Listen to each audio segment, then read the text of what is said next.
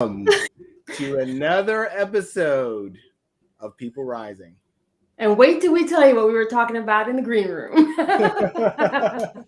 Well, go ahead, Shelly. Tell them what you were talking about. Listen, it's Friday, so happy Friday, everybody. Please love, like, and share and comment and do all the things you know you're supposed to do. But can we just say, Kim and I are in the same location in the great state of Georgia. And she was just saying 10 minutes ago it got wicked hot. And I was just agreeing that I don't know what happened. The sun came out and it feels like we went from 70 to 93 in minutes. Not to mention that like days ago, I was ready to put on like fuzzy socks and I was wearing fuzzy socks. Yeah. It's wild. And so over the course of the morning, it just changed. And like my house gets sun in different ways. And so depending on where the sun is determines how warm it is. And I have hardwood floors, so that holds the heat, right? Yeah. I was minding my business, and then all of a sudden it was like, it is hot in my house. What is going on? This goes to experience. We're going to be talking about experience, and experience today is the word. Experience is the word. That's real. That is real. Hello, Dumpling Ground. Welcome. Do you guys want to introduce yourselves? Okay, I think folks know us at this point. If you don't know us, I don't know where you've been, and you missed a whole lot. New people, Shelly. New people. Hello, I'm Shelly Jeffcoat. Well, hello, Tanisha Stewart. How are you doing? Thank you for coming back. So I own a brand called Pi, and I have a brand. I'm a brand expert. I'm all about employee engagement, experience, EVP, value prop, all those things. But most importantly, I'm a member of this little wacky group that meets every week, and we're delivering really incredible information to help all of you develop. So we're hoping that you're getting some value out of this. But seriously, if you're new here, we do have a lot of really good topics that we shared, and I want you to welcome Tanisha. Welcome first timers. And again, I just want to make sure that you guys are getting some of the great things that we covered, because it has been a really good solid run of free development information that we've been sharing. Y'all need to catch it. No doubt about that. You can go back and see the different recordings. Mm-hmm. If you go to the People Rising community, there is a People Rising community, and you request to join, you'll be accepted, of course. They're all of the episodes are in there, so you can go back to the very beginning and see where we started. So yeah, I encourage you to do that. Lots of great topics covered. Oh, here he is, the one and only Peter Launder. All right, welcome, Peter. Welcome. Good to see you. So Shelly was just finishing up. I think she was about halfway through her introduction. I'm teasing Shelly. Oh, okay. Sorry to interrupt, Shelly. No, it's not. You saved me. Peter saved me. So Peter, why don't you go ahead and introduce yourself? Has your beard introduced itself? It is. They say it takes about 6 weeks for it to. It's looking good. Thank you. Yeah, Thank you very much. Well, hello, Winford. Oh, this is awesome, y'all. These are my people coming through. Wonderful. Oh, wonderful. Like to see it. This is awesome. Great. Hello. Hey, Winford. Great. Thank you. Shelly's got all the fans, I tell you. I know. She's bringing in all the people. They're following Shelly. She's the Pied Piper. I apologize for our behavior on this Friday, y'all. But as we have said, it is hot. It is summer, and we've got a lot going on. Let me tell you something. I want Peter to get into his introduction, but I'm totally exhausted. I'm a little bit like wacky today because this week has been brutal. Heading into another rough week. But Peter, please. Hey, so yeah, welcome. I'm Peter Laughter, and recruiting is screwed. And I help companies tell stories that allow them to connect with the people who matter most. Love it. Love Thank it. you, Peter. Thank you. And Kim Blue, why don't you let us know With the who awesome you hairdo. I Yes. know. Yes, right. So this is this is heat hair. That's what I call it. Right. So and listen, Tanisha, I'm here for Shelly too. I just want to say. But seriously, my name is Kim Blue. I own my own consulting practice called K Blue Consulting, and I do all things people, HR, org development, strategic partnership, design thinking, right? All things and end to end, tried and true HR that you might know on the inside. I take it and do it individually with companies and do a lot of coaching and get the pleasure of sitting alongside these brilliant minds for our weekly conversation. So, and I'm currently trying to maintain my cool here in the great state of Georgia because it got like the temperature just turned up awesome. like out of nowhere. My name is Lenwood Ross, and I am the founder and CEO of Accelerate. I asked these folks to come with me on a journey. We are an ecosystem enablement company, and that means that we are building a both a platform and way for organizations to transform, to become ecosystem companies, and for entrepreneurs to develop their ecosystems, which is just all the people that you need to have in your network to make your thing work, whatever that thing is. Awesome. And can we do a shout out to our regular Katina? Katina, welcome back. Great to see you, as always. Yes. So today we're talking about employee experience, right? For years, I actually heard someone talking about this the other day. I can't remember exactly where it was, somewhere on LinkedIn. They were saying how, employee experience really was not on the board radar before COVID. Mm-hmm. Okay. And then during, obviously, with remote work and all the issues around COVID and the pandemic, the employee came into focus, and then the employee experience also came into focus. Oddly enough, as we were coming out of the pandemic, one of the kind of leading thinkers in digital transformation revised his model of digital transformation to include employee experience. And I'm going to tell you honestly, when looking at the model at the very beginning, it was surprising to me that employee experience was not part of it. I mean, it just, anyway, so it was a big,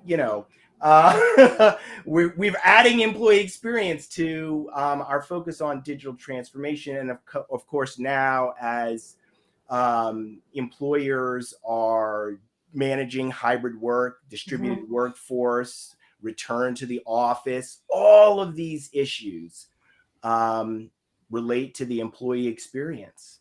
And so that's what we're talking about today. What do you guys think about the employee experience? I'm really excited about this topic, and I will be leaning into some work that was done in the Josh Burson Academy, of which I'm a member. I join their sprints every time they invite and have me, and then we roll out an incredible report. So I thought this would be a good opportunity for me to share some of the feedback from that for those of y'all who are listening, watching, and please chime in and share your experience. See what I did there as well. We're going to use this E word a lot. So I thought it would be helpful. Something that you just said about the shift or maybe the visibility to EX. For a long time, people thought of employee experience as the people who did the EOS surveys. Okay. The people who gathered feedback within the corporate structure for HR. And they would gather that information so that function, so the human resources function would be able to create initiatives and projects to respond to whatever the employees' needs were. And that essentially was EX. But it really shifted, to your point, around how do you build or how do you maintain culture. And the way, again, you do that is partially getting feedback and insights from your employees. So one of the things that I wanted us to be able to cover within the EX, it is a wide range, and it does, again, it does span all business functions. It touches all issues. It's not an HR problem. I'm trying to get all the disclaimers out so we don't get any hate mail, right? It's IT, it's facilities, it's HR, it's legal, it's your managers, it's your execs, it's you as an individual employee, and then how that actually ties into your culture. How do you look at different growth opportunities, mobility, all of those things. And so we just have to step back and look at it at the very base, the one thing that we came with out of this sprint. And you can find Josh Burson, the EX report, I think it might have been 2021 that we did this. It's a corporate strategy that very simply helps every person do their best and be their best. Okay, that is the overarching statement of it. But then as you start to dial down further into EX as a model and a strategy, the first thing you have to understand is that there is such a wide maturity model that is within that EX role. And there are organizations that don't even have an EX team or an employee experience leader. There's not someone who might have that title, but they're doing a lot of the work. So I'd love to talk about some of those, what that maturity model might look like, because it looks different at different organizations, but quite frankly, you're doing the work. And at least this way you can tap into what might be happening at your organizations. That is a great point. I'm glad you made it. That, employee experience, that's really something that large corporations, right? They have people who are focused on that. But in the middle do market, they though? where it's, well, I mean, so theoretically, right?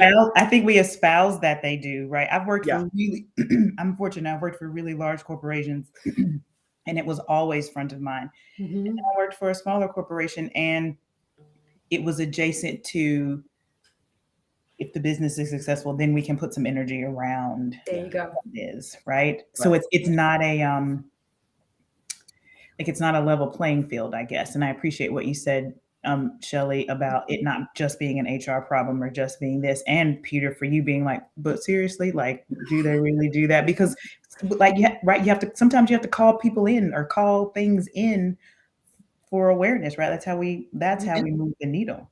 What are the boundaries of an employee experience? Like, what does that even mean? Yeah. That's a great question. What does it mean? It depends on where you are in the model. So, for example, if you're transactional, meaning you're just focusing on the really tactical relationships that you have, the transaction, the interaction with your employees, that's the transactional level.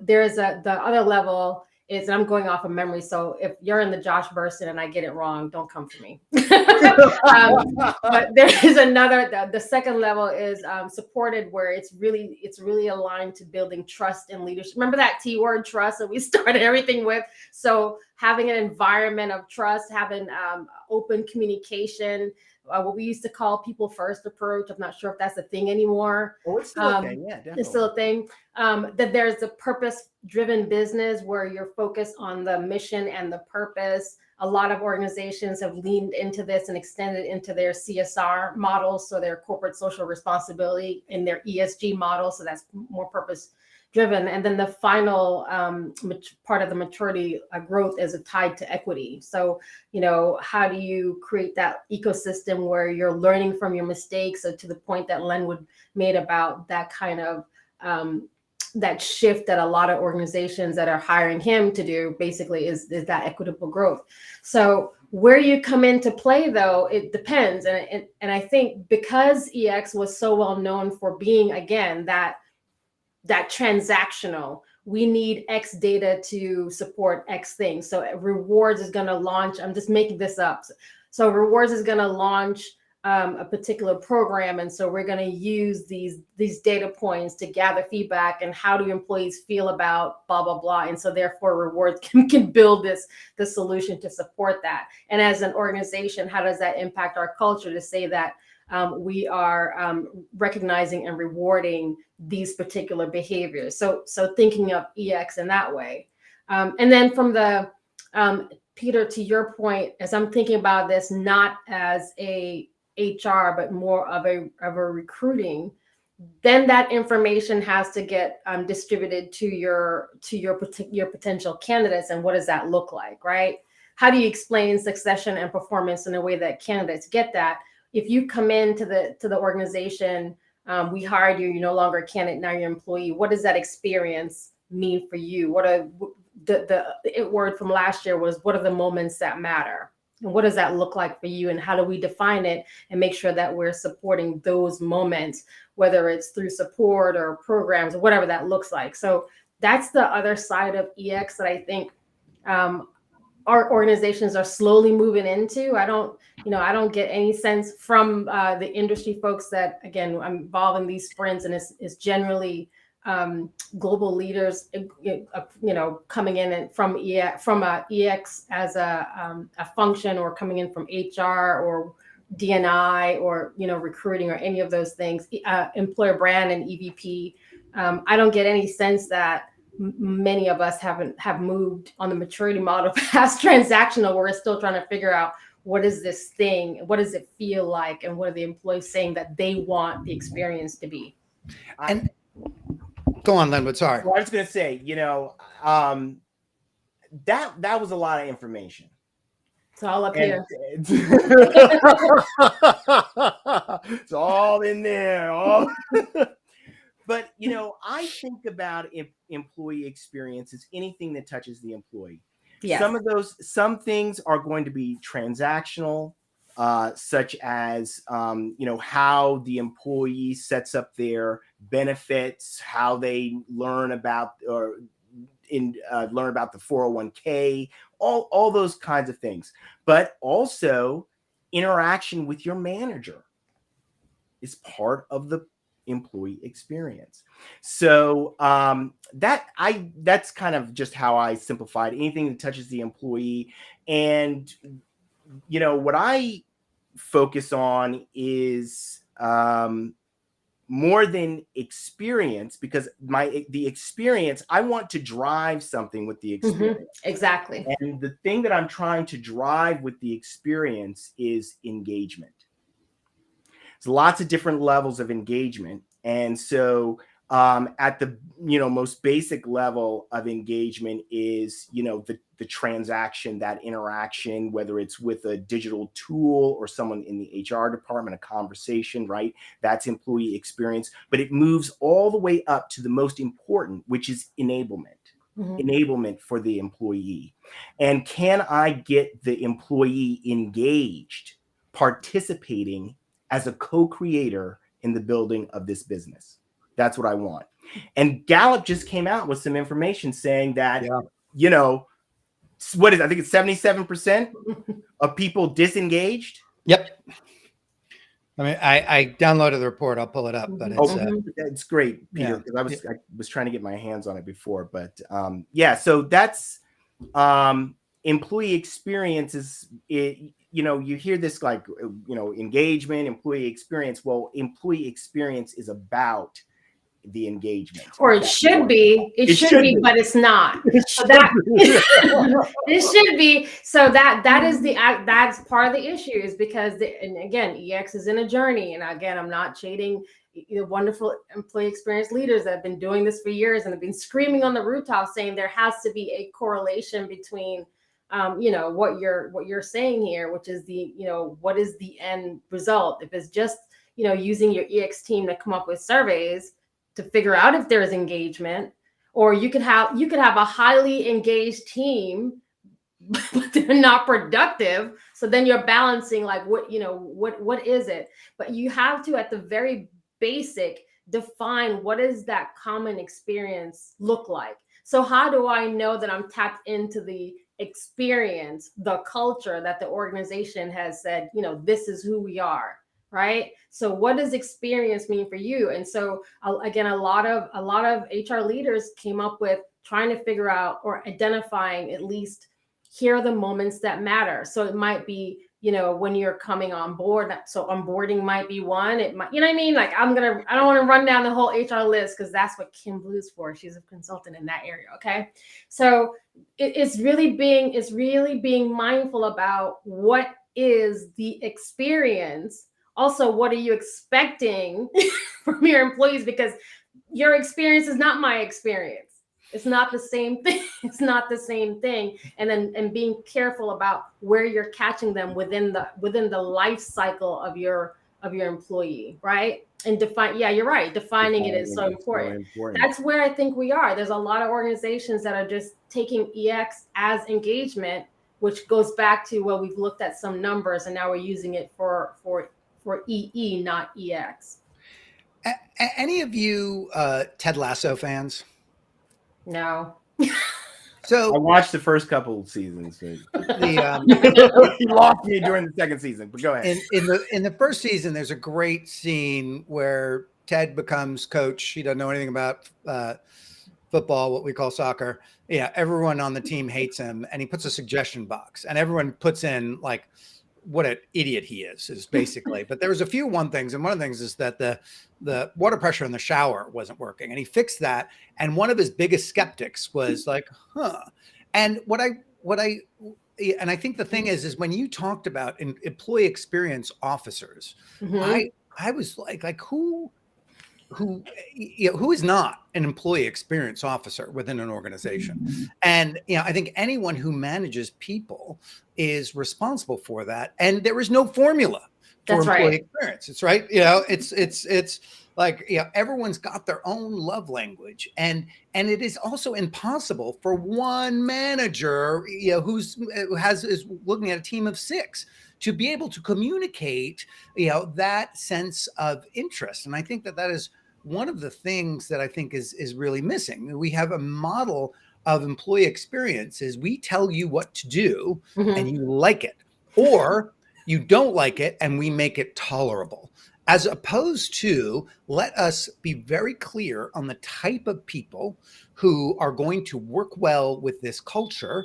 And we're going to really aggressively screen for that, and we are going to create a collaborative environment where we can provide that, where we're actually listening. When someone says, no, not this way, we're thinking, well, what's the reason behind that? Well, tell me more about that. Yeah, okay, I see this, and we can't do that completely, but the reason you want it is this, so we can do that. Yeah, like there is no real negotiation. And what I find really interesting is, like, I had a transformative experience about 12 years ago, introducing me to distributed leadership concepts. And then so I had been working on that since about 2010. And I viewed myself as a leader that was non-hierarchical. Right. And then a problem came up, and my solution for it was wrong. And my employees said, no, this is how we're going to solve it. And it was brilliant. And in that moment, I realized, I'm not a flat leader.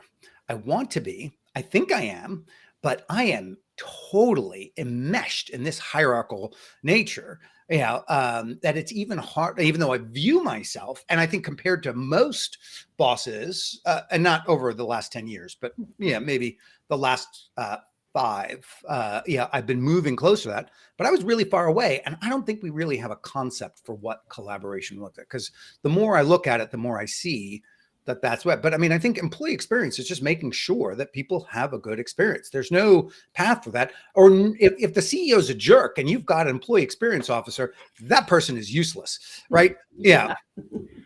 You mentioned something that's like so critically important. I'm so glad that you said it, because it's when you think about the variety of people that are in an organization, you've got to have something at the core that aligns all of you. Okay. And we tend to think of those things as purpose and values. Yes. If we can be aligned on purpose and values, now we can get somewhere. And I think one of the big problems in organizations is that they may not know what their purpose is, and their values may not be lived. In other words, these were things that we decided should be our values. We're going to put them up on the wall, but actually operating within those values, we're not doing that. So, there is no structure around how to put culture within an organization. It's a C-suite creating purpose and values, putting on a wall, and the employees going, "What's that?" Yeah, and then there's no gatekeeping based on it. There's no ritualizing it. I think so. There's no rewarding, or I'm just gonna get it off my chest because this is a real life pain. There is no recognition and no reward around it. It is treated as a marketing tool, and so therefore you can't get resources to support it. I mean, it's a hot mess, but people need it when it comes to reputation management and attraction strategies and retention strategies and all those things, right? I love that you called that out, Peter. I think it's a challenge for leaders who maybe went to business school and came up in a different time, although that's getting increasingly difficult to say as more time goes by. I mean, I talk about the move from the industrial to the digital era, but guess what? We've been doing it for like 20 plus years now. Like, it's getting kind of long in the tooth. So, I'm not making an excuse for leaders, but we do need to move to a different way of managing, a different way of operating. Some organizations have found it, and many have not. But it is a process that we're all kind of going through. Look at this. Oh, there's a whole lot of support in the room. It is big I facts. didn't know that Winford was your brother, right? Yeah. So. Well, he's not my brother, but he is my brother. Oh boy. Y'all don't get me in trouble. We are live. Okay. Winford is actually he's a retired exec that I know very well, and he's one of those. So here's an example. I'm not sure if he's still on, but I'm gonna call him out because he's an example of modeling those values to his entire network and his employee base that he had, and he was just one of those folks that it wasn't about the values on the wall. It was back to now that I'm thinking, it's back to how you feel and how you're showing up in the experience. So the way that his teams responded was based on him modeling. Oh, hey, he's on. It was really based on how he was modeling, and not just modeling this thing, living this thing out. And they saw it and they were able to recognize it. And then he would reward their behaviors, their mindset. And by the way, a very, very successful businessman and just awesome in all regards. So I'm a huge fan. But he's an example of when you take EX off the wall, Linwood, and really make it a part of your practice in the way that you manage your teams, whether you have 2, 3, or hundreds like he did. Okay. So that's another thing that, when we're talking about the question, is your EX strategy delivering? Are people even measuring it to understand whether it's delivering or not? Or are they looking at back to the EOS survey? Are we asking those 4 questions? Is it the same 4 questions? Do you love working here? Right? Are you attending event? How many events did you attend? This quarter? Or is that what we're doing still? And I think we're at a stage now where you can't continue this model and not have an impact to productivity because your employees have changed. We've cycled out, like, listen, y'all, we are over the hill as far as the next generation is concerned, and we're not going to be around that long, right? So at least not working. What happens with the next generation? But I think that's the catalyst, right? Like, we put up with this crap. Yeah. Right? Yeah. We put up with it. 26-year-old, nuh-uh. Yeah, no. They are not going to put up with it. And I think that is the critical thing that leaders need to know. I mean, I remember, my colleagues, complaining about millennials, and I and it was just like, what are you complaining about? They just don't want to have to go through crap in order to do good work. Like that's right. you know, like, well, I had to do it. Yeah. So, so you're going to inflict it on everybody else. Now we've got the Generation Y, who's just like, no, not going to put up with it at all. And I see situations where older leaders are completely perplexed. Yes. And I Mhm. was thinking Yes. about it, as Yes. my daughter, who's 20, was correcting my language, about particularly referring to people who are non-binary, which is, but it reminded me of coming back from college and correcting my mother's language, right? And I think the difference is I am looking for it from my daughter, where my mom just slapped me around. And I think that is the shift that we need, is this understanding of how we're leading not working, and how the cues we need to take are from the people who work with us, not from up here. Yeah, one of the things that I coach on, and I love that point, Peter, when I talk to founders and when I coach leaders, one of the things that I have to impart on them is that you do not have to lead the way you were managed, because they are not the same thing. Okay. Right? You do not have to lead the Somebody way. write that down. I know. It's not the same. Management and leadership are not the same thing. Thank you. Okay.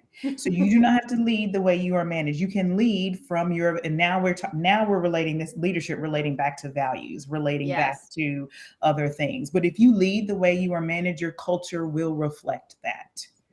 And so when we talk about experience, we talk about employee experiences. I'm listening to Shelley and Peter make some really strong points of consideration about the change management that comes with that. There is that unique distinction where people will lead the way that they were managed. And so that change doesn't happen, and it doesn't allow for it. Now enter in new thinking, younger generations, technology, advancement in access, whatever. And now we've got this friction in the workplace because other people are like, well, I'm not doing it this way. I didn't even experience it this way at all. And other leaders are saying, but this is the way that it has been. And now we're getting the challenge. Well, why? And what about? And what if, right? My 9-year-old challenges me all the time, every single day. And he's Gen Alpha. So I can only imagine what he's going to be like, right, in the workplace, because he is. Can? Right. I have an idea of what I think that he is going to be like, but he's starting. So even at 9, I'm teaching him to use his voice. Even at 9, I'm teaching him that he has a place in the world, right? And not regarding him simply as a kid, but like as a human. It's the same concept, right? With, this whole notion of children should be seen and not heard. Well, what is that? Oh, yeah. But if I restrict his voice now, and then he gets to the workplace and he does not know how to speak up, then when somebody is managing him who should be leading him, there's going to be this discrepancy. We're starting to see that friction now in the workplace. So that's what I mean when I say, right, you do not have to lead the way you were managed, because they're not the same thing. And if the culture evolves in that, then I think we can really, then to your point, Lynn, with values aren't just something that's on the wall, right? There's something that are actually lived out, and we can see that. And I think it would go a long way with, right, Shelley talked about, retention strategies, attraction strategies, right? All of that might then shift. Then we could be solving a different set of complex problems, right? Other than some of the ones that we're talking about. But those very, it's almost like a battle between holding on to the legacy of, I had it this way, and you have to do it this way, versus, no, we don't. Well, I think it's the whole, like, I want to do it the way I was taught, but I want you to do it in a collaborative way. Right. And so I think, and that is so, and this is a very good friend of mine, is a CRHO of a startup. And she has a very command and control CEO who thinks he's not, right? And so she brings ideas to the table, and he creams her to smithereens. And so she went through this period of time where she's like, I'm just going to do what I'm told. And which was justified. And then he came back and said, what are you doing? And so it's this whole negotiation where I want you to be creative and bring things to the table. I'm going to beat the tar out of you when you do, but keep doing it. Yeah. And I think that's the environment we're in. And so I appreciate that message with your son, because me, like, I don't know, I probably am not capable of this, but I know my generation is more like okay, I'll just shut up and do what you're told. And what we really need is like, I'm out. No, because if that's the way it's going to be, I'm gone. Yeah. I mean, even now on very small things. The other day I asked him about something. He was like, "No, Mom, I'm nervous. And I'm not going to be able to do that." And so I had to have a conversation with someone to say, "Listen, this is an experience that we want to have.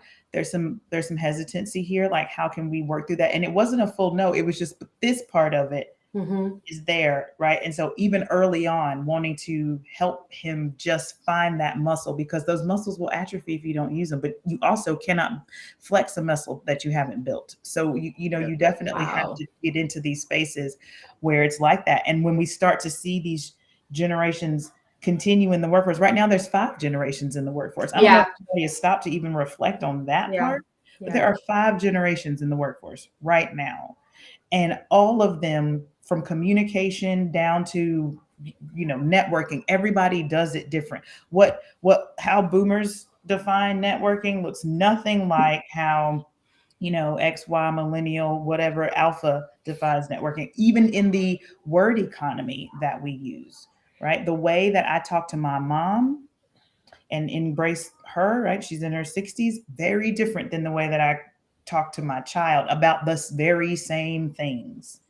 And I'm in that middle generation where I'm fortunate I can go in both directions. And we're starting to see more of that be the case, where it's almost like I'm a translator between this and that a little bit.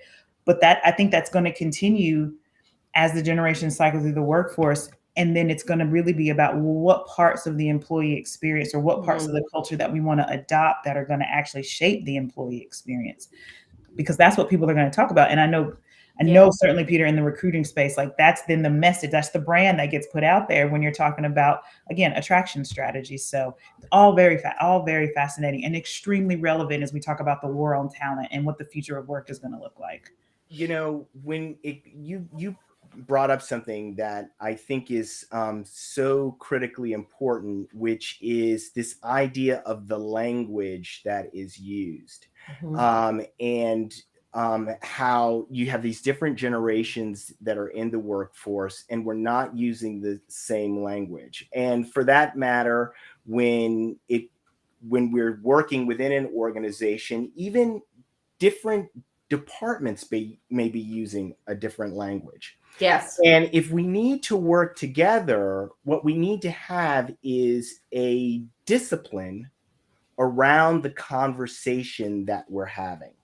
Because ultimately, the most important thing about the employee experience, in my opinion, is the work and getting the work done so that we are having fulfilling careers, and those careers are rewarding us with income. Yeah. Right. And I'm trying, not that these other things aren't important about the employee experience, but when we're thinking about, okay, what is the experience as an employer that I need to make sure that I can deliver to my employee? I want to be able to deliver them a job. I want to be able to deliver them not just income, but high pay. Me personally, I want to be a high payer, and I want them to have a rewarding career experience, something that is going to advance them. And we all know in different industries that there are some companies, if you work for those companies and you've got that on your resume, it's better for you. Why can't we have more companies like that? Well, but even those companies, and I was doing a talk yesterday, and someone brought up Google, right?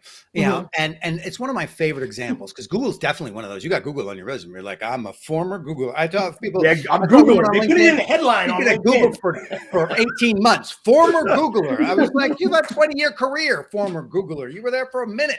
Yeah, but I mean, it's a big deal. And so during the tight days right after the pandemic, where tech companies were hiring people, Google was paying engineers up to 50 to 80% over their salary. They offer. Has anyone on this group been to a Google office? No. Oh, yeah. I know Googlers. So there's brilliant. I mean, it's beautiful. They're beautiful. So there's a new one here in Atlanta, Peter. I don't want to interrupt, but to your point, I have seen. And so I'm very much in line with what you're talking about. I've seen it. There's a light. There's no chance spared. I will say that. It's beautiful. The food is great. They have exercise facilities and discounted trainers, like everything you want.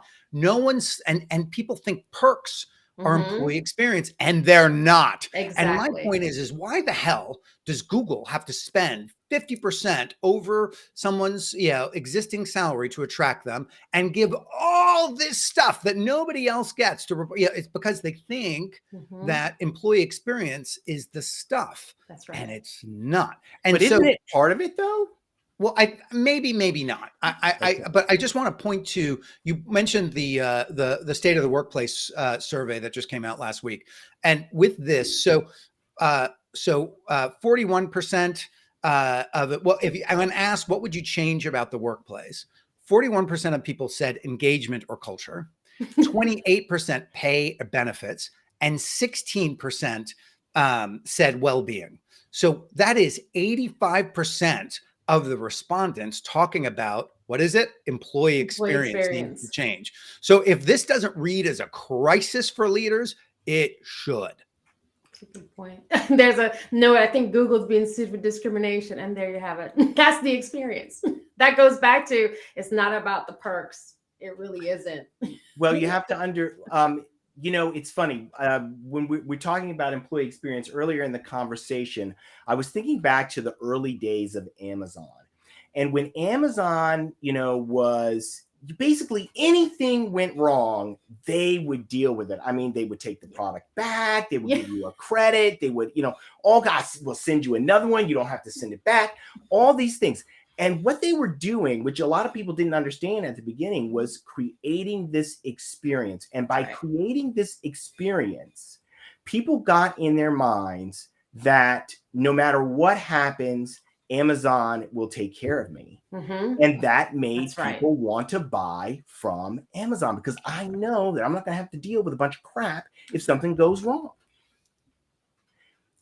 They became masters of the customer experience. Why isn't the employee experience, or is the employee experience, shouldn't it be the same way?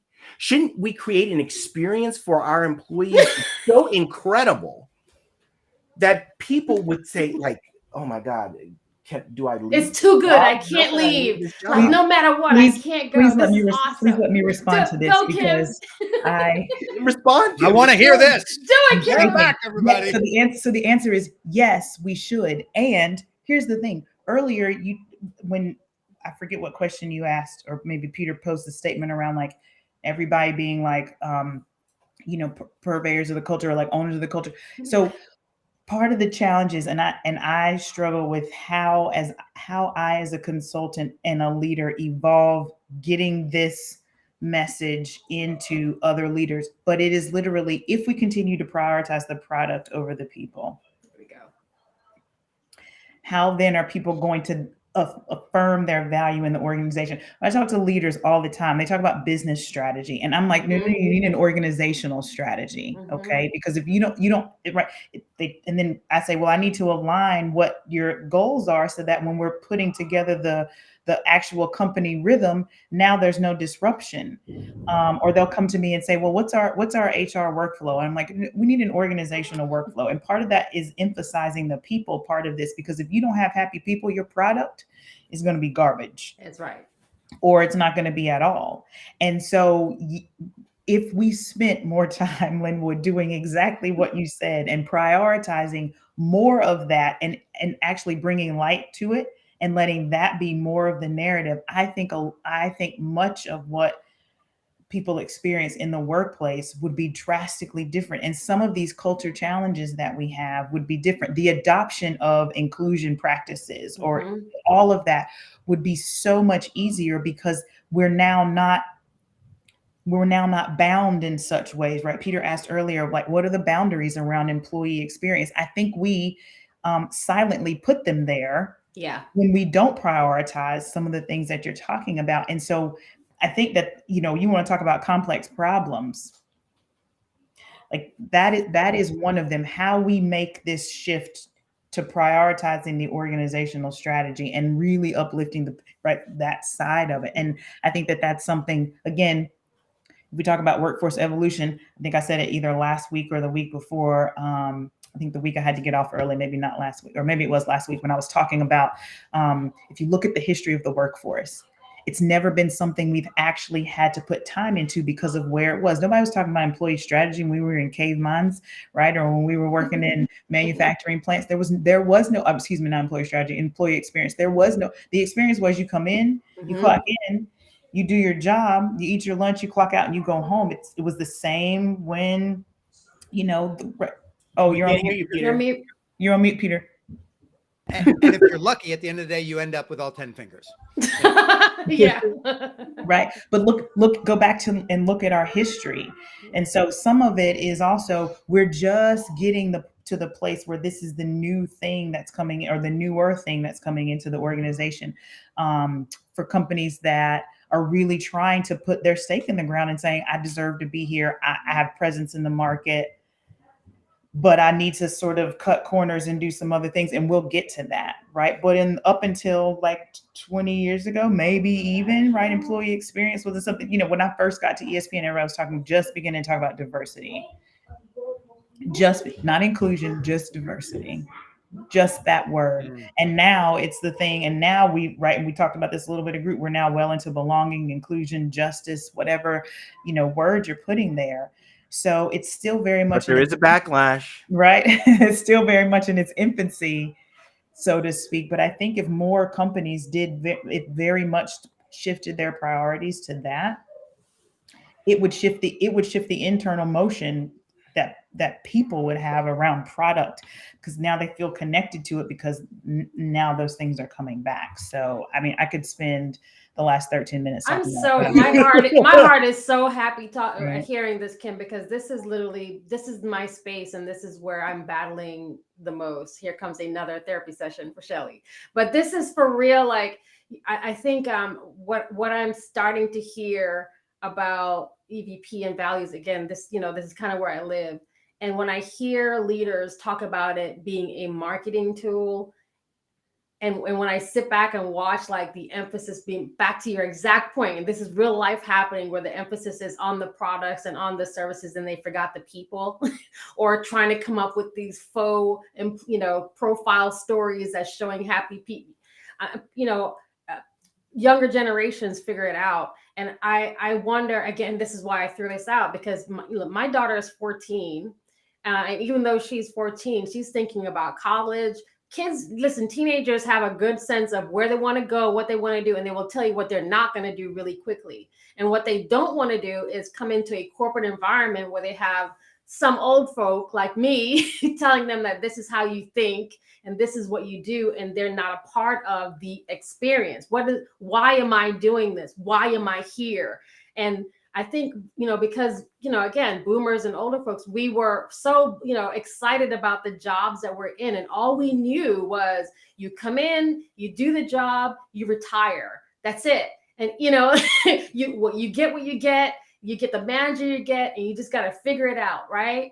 And these generations coming behind us, that is not the case. So when you think, even from an attraction perspective, if you're an organization right now and you're trying to hire, quote unquote, innovative leaders of tomorrow, and again, I've seen this on some people's pages, if that's what you're trying to do, then you actually have to, at this point, you have to make that transition so that your, your interns that you're trying to hire on as full-time, that this is the experience that they're getting. They're looking to be treated as humans. They're not, you know what I mean? They're not interested in the widget. They're not interested in the product and the service. They want to be treated as humans. See, here's a comment. My daughter said she's a no for corporations, and she's 24. So there you go. Yeah. Yeah, that's a really, really, really interesting idea too. Is that, and it is the conception of the corporation that I'm sure she's saying no. Yeah. Right. That like stay in your lane, be in your cubicle, do what you're told. And I think that it reminds me when we talked about the difference between leadership and management. To what extent do we need to be managed in this day and age? Right. Right. Yeah. I mean, and stick with me. But when my daughter was in second grade, they had curriculum night, where they invite the parents. This is where we're going to teach your kids, and they went over the math curriculum for second grade. And oh, that's hysterical. I can't even begin. But yes, podcast. Tell your daughter it is like that sometimes. Yeah, yeah. I call college, incidentally, adult camp, but yeah, it's but I have to, that's even better. So I think, that just totally knocked that out of my head. I'm just going to move on because that was just too good. Yeah.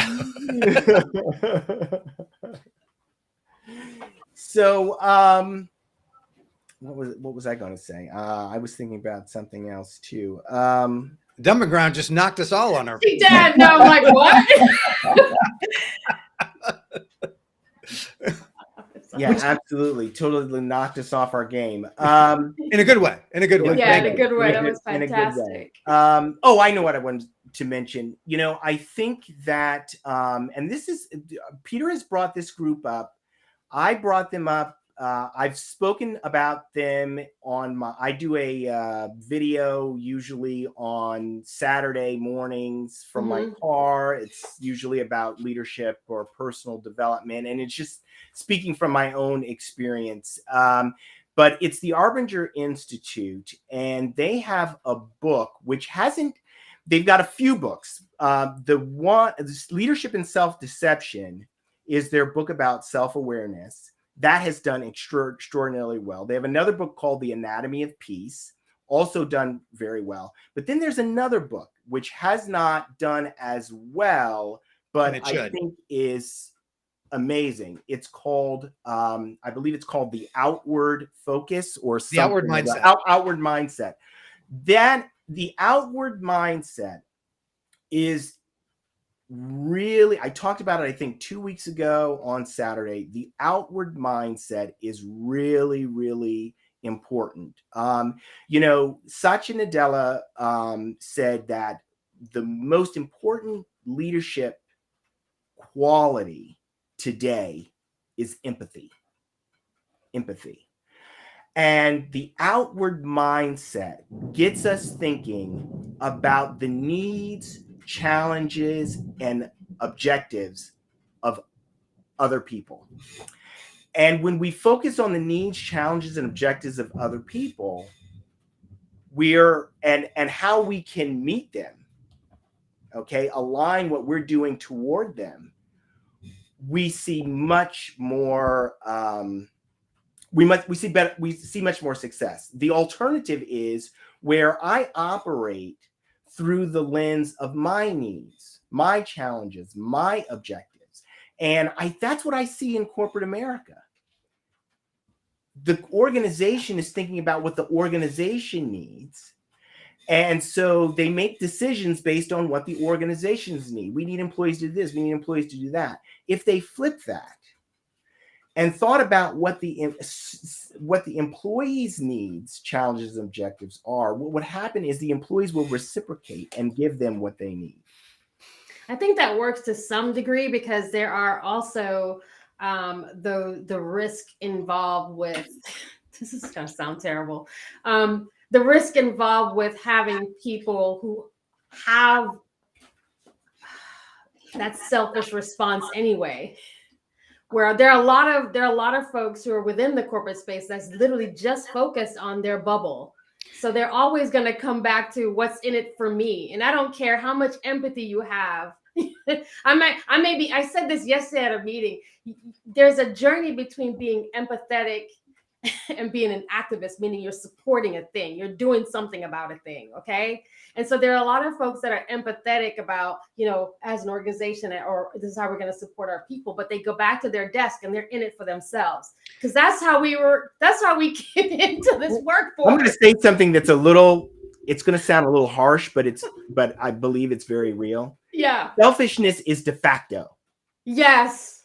Selfishness is something you have to overcome. You have to change and to not be selfishness. So if you haven't done any work in that regard, you're probably selfish. Yes.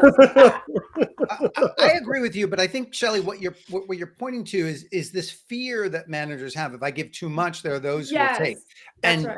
And so I have two things to say about that. So one is yes, and who the heck cares, That's right? Because if you've got a team of 6 and one of them is all about himself, well, that other 5, will more than make up for it. 2, if your team is really right, that other 5 will drive that one selfish one out, right?